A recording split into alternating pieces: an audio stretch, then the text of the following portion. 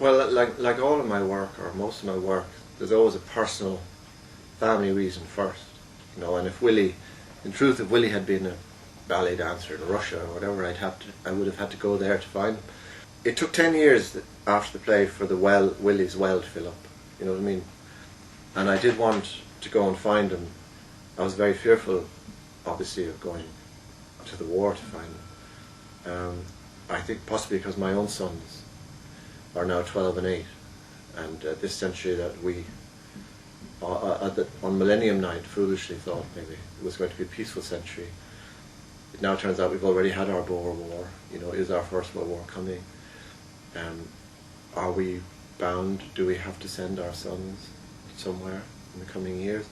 That feeling too, that my great uncle could somehow teach me something about his, whatever they'd be to him, these little boys. And I actually didn't want to write, you know, a story, a love story as such, love across the trenches and that, but I was kind of anxious on behalf of my great uncle, invented as he is, to give him, you know, a beautiful Dublin love to sustain him in his time. And although, you know, in the course of the book, it's not the ideal love affair, and, you know, she barely writes, she never writes to him even.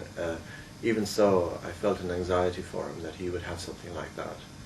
I think when you're sitting, you know, in a few inches of water, and you haven't been dry for 10 days, and you're eating the old makanaki and the bully beef, you know, and drinking the cold tea, I think Gret is what you need. So I felt that was the least I could give him.